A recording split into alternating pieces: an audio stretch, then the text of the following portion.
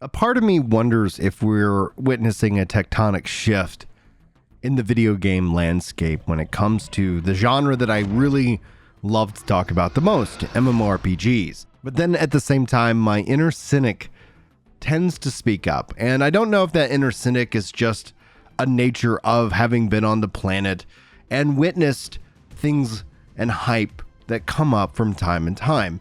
So today, because you guys asked so nicely, you get an extra bonus video. Umat, and hopefully I'm not butchering her name, thank you so much for saying next video must be about Chrono Odyssey's new trailer.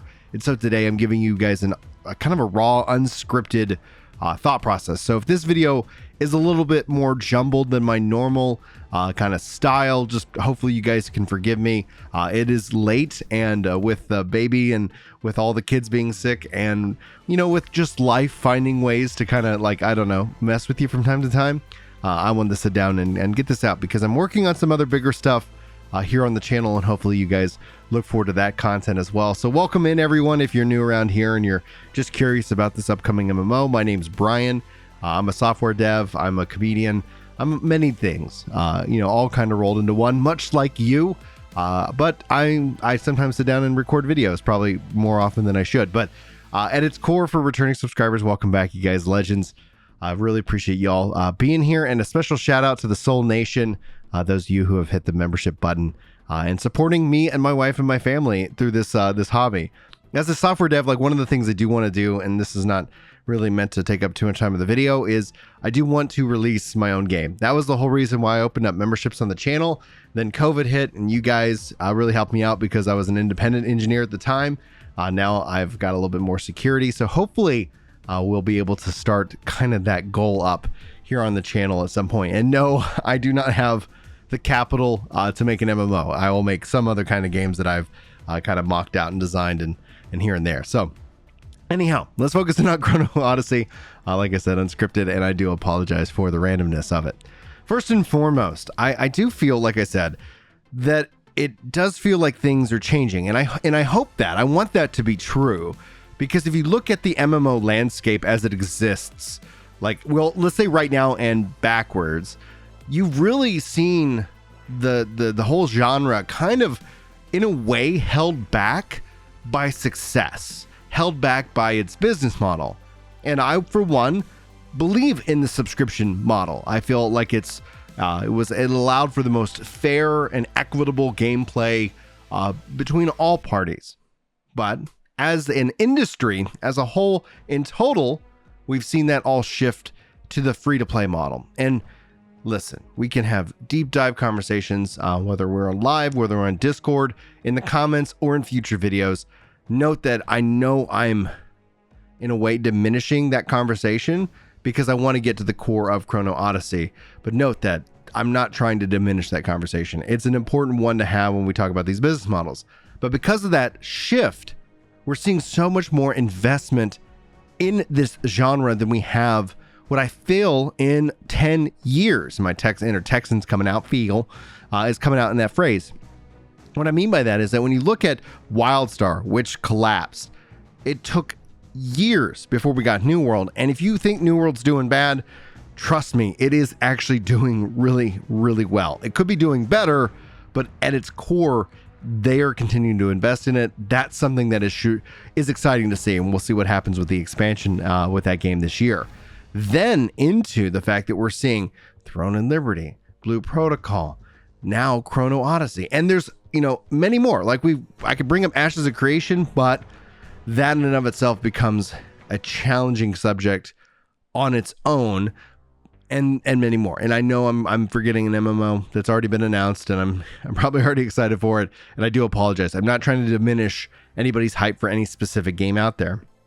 What I'm trying to illustrate in that is that it feels like there has just been this desert where people did not want to touch this genre because it was dominated by WoW.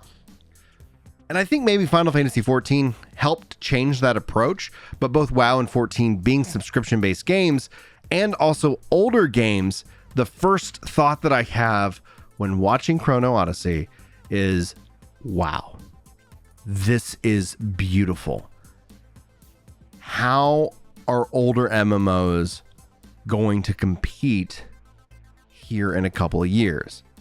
The real key here, and the thing I want to really hammer home with this genre, if you just look at data alone, it roughly takes about 3 years for an MMO to set. Meaning you're going to see all kinds of people, the analysis, and why do we go through all this? Why is every games as a service game always launching? If you've been around, you know what I'm talking about. If you haven't, stick around. You're going to see a really weird and funny pattern. I say funny because you got to look at it in that kind of light. Otherwise, it will depress you immensely.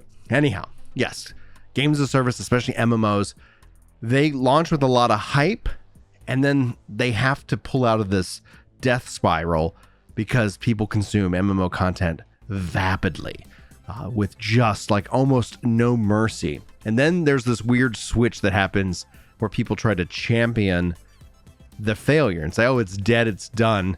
And the ones that survive are the ones that keep doing things. They have to do things that are unique. They have to keep communicating and more. But my first thought here, though, is we're starting to see a shift and maybe a new level of competition of somebody really wanting to put, you know, when you think about the WoW era and the Final Fantasy era, to bed. So the only thing that WoW and 14 have is integrated communities and a wide range of content, a lot, years and years and years of content that they can offer that there's no way Chrono Odyssey will be able to deliver on day one, especially if they end up going a theme park model. Now, as I've, after watching the trailer a couple times and then going through the information that's online, like there's not a real clear picture of exactly what this game is, which is great because that gives into the mystery. That allows us to enter into this world of speculation and fun. As long as we're labeling it speculation, the worst and the riskiest part of speculation is when somebody hears speculation and then says, oh, this is what it's going to be. The other risk that we have here with Chrono Odyssey is that it's going to be, being that it's still very ethereal, I'm going to use that word, it runs the risk of people putting in all these expectations. MMOs are judged by things that don't exist. When you listen to Josh, when you listen to MMO fans, even Lazy Peon, like when you listen, especially the big guys, they judge MMOs based off of things that don't exist. Based off of things they wish they exist. I call this the utopian MMO paradox, where it's like, yeah, it would be great if it did that. Go play the game that's doing that. Oh, it doesn't exist. And so when we look at that, another case study for this will be interesting to see is the Riot MMO. A lot of people keep saying Riot's MMO. That's the next big one. That's where it's going to all be at. You got to pay attention to the Riot's MMO with very limited information. So hopefully I've illustrated that paradox to you, in an understandable way. Sometimes I do good, sometimes I do bad. One way or another, you can let me know. So Unreal Engine 5 is a real critical turning point. We're seeing Ashes go with that. We're seeing, obviously, Chrono go with that. From the gameplay reveal alone, it looks very beautiful, but if I'm going to be critiquing, it felt like some of the animations that I saw we're still in need of polish. And that's not a red flag. That's a, hey, we're still building this. This is a really good thing. And when they get into optimization and really seemingly tying those things up, I'm sure the little things that I noticed aren't actually going to be an issue. However, as long as the combat is fun, as long as the gameplay loop is fun, like we as players are going to be eating really well. Now, this is another South Korean based game. So immediately that's going to lead into all kinds of speculation about pay to win and what kind of monetization. Is it going to be fair? All of these concerns that are great for content creators because they get a lot of SEO traction. They get a lot of you can get a lot of these, headlines, things like that, and grow from there. But that's just, in my mind, a lot of wasted time. Unfortunately, as somebody who views themselves more as an educator in the space, I have to, do responses, which is no matter what's going to bring out people who accuse me of all kinds of fun things. The internet is a fun and crazy place from time to time. But you know what? It's in a way worth the work, and it's worth the fun to be able to sit down and talk to you guys about it. Now, like I said, this game and this trailer is pure hype. And I'm not trying to douse anybody's hype at all in this video. This hype is beautiful. There's no, I don't know another word. If there was another word for beautiful, in this case that would really describe the kind of this, how like there was an awe moment. Like it just felt like, wow, like, is this real? Like when you're watching it the whole time, you're just like I remember like when they have these generational leaps, visually this feels like that. And then I start to think, we haven't seen much gameplay of actually Throne of Liberty, and I felt like we saw way more gameplay of Chrono Odyssey. Not saying one's going to be better than the other. I'm not saying that Throne of Liberty is hiding anything. Just at its core, I see a difference already in its marketing strategy. That does not mean that it's going to be successful. It just means that immediately I feel like I know a little bit more about what Chrono Odyssey is about than I do about Throne of Liberty. The time mechanic is fascinating. It's going to be interesting to see how that works. I thought somebody even got decapitated, but maybe that was just the angle of the animations, like had an arm cut off. And I was like, huh, okay. And that's going to be an interesting kind of perspective. Like, is the world ready for an M-rated MMO?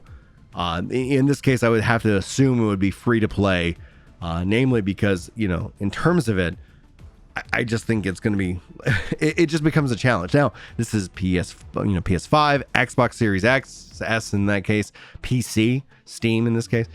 This is great. They have cross-play, cross-save. If they got controller support, like if all of a sudden they're doing all these things that are checking all these boxes, we could be looking at like an incredible opportunity for a new MMO that we can all kick back and enjoy. And PlayStation's tweeting this out, Xbox is posting it on their site. So feels like this is getting at least starting to move forward, but obviously with no release date, I would expect that based on the fact that they're showing us this, we're going to get a beta this year, and maybe this ends up being kind of a 2024, obviously with how originally they were planning releasing it in 2023, but the world kind of threw everybody a curveball.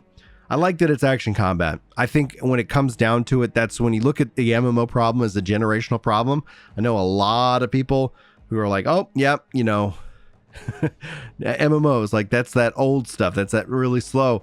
I think action combat is going to be a way to invite younger generations of players to come check out the game and have fun.